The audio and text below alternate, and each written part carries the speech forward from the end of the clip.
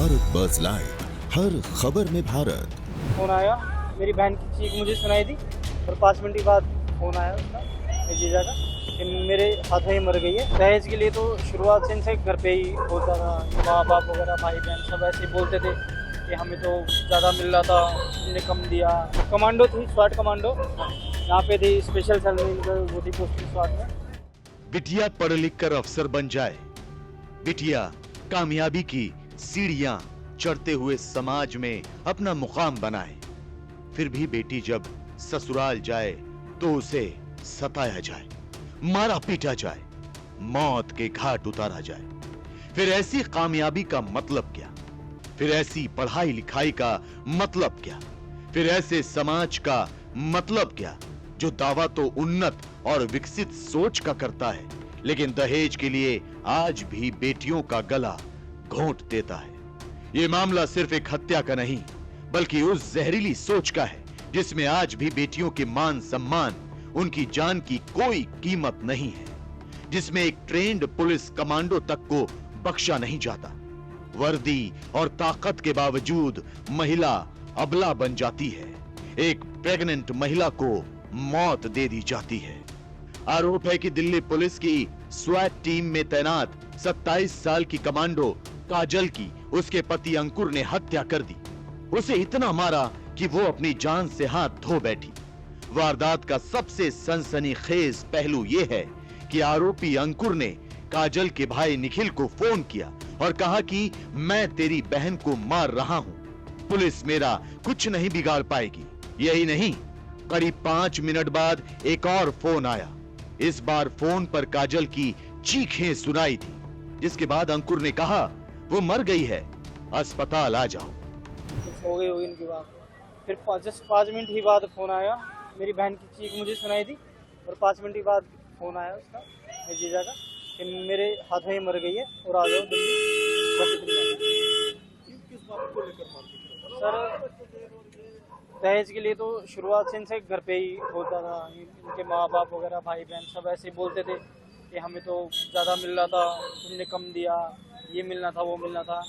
ये तो थी, पर फिर शुरुआत में अंकुर ठीक था, फिर बाद में इसने भी ये चीज़ शुरू कर दी कि भाई ये नहीं दिया वो नहीं दिया, तो ये चीज़। आप लोग जब यहाँ पहुँचे तो किस स्थिति में आपकी सिस्टर?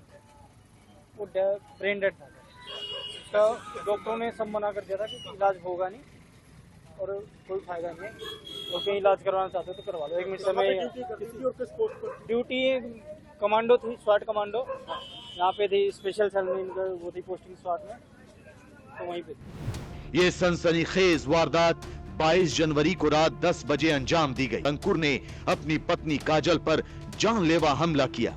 हालांकि काजल एक ट्रेंड पुलिस कमांडो थी, लेकिन वो अंकुर का सामना नहीं कर सकी। जांच में सामने आया कि उसने पहले काजल का सिर दरवाजे के फ्रेम पर पटका और फिर उस पर डंबल से वार किया।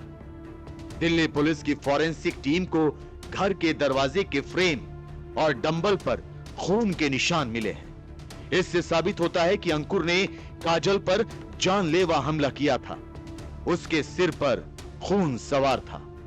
जानलेवा हमले के बाद काजल को मोहन गार्डन के एक अस्पताल में भर्ती कराया गया, लेकिन काजल की हालत बिगड़ने लगी, जिसके बाद उसे गाजियाबाद के एक प्राइवेट हॉस्पिटल में शिफ्ट किया गया। 5 दिनों तक काजल जिंदगी और मौत से जंग लड़ती रही और 27 जनवरी को वो ये जंग हार गई। काजल के माँ बाप का आरोप है कि दहेज के लिए उनकी बेटी को मारा गया। शादी में 20 लाख रुपए खर्च किए, लाखों रुपए के गहने दिए, एक बुलेट बाइक दी। इसके बावजूद अंकुर और उसके घर वालों के दहेज की भूख शांत नहीं हुई। काजल के घर वालों का आरोप है कि अंकुर कार चाहता था, जिसे काजल ने अपनी कमाई से खरीदी थी। यही नहीं, अंकुर काजल से 5 लाख रुपए भी ले चुका था। पुलिस इस बात की तफ्तीश कर रही है कि काजल के घर वालों के आरोप सही हैं या गलत। क्या दहेज के लिए अंकुर ने अपनी पत्नी की सांसें रोक दी? पुलिस ने अंकुर को गिरफ्तार कर लिया है, उसे जुडिशियल कस्टडी में भेजा गया है। लेकिन यह मामला तथाकथित सभ्य समाज के मुंह पर करारे तमाचे की तरह है। एक वर्दी वाली महिला भी अपने घर में सुरक्षित नहीं है।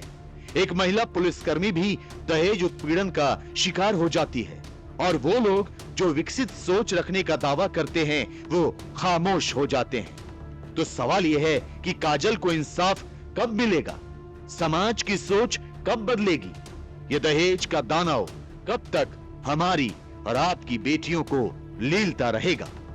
Bureau report, Bharat buzz live. Bharat buzz live, हर खबर में भारत।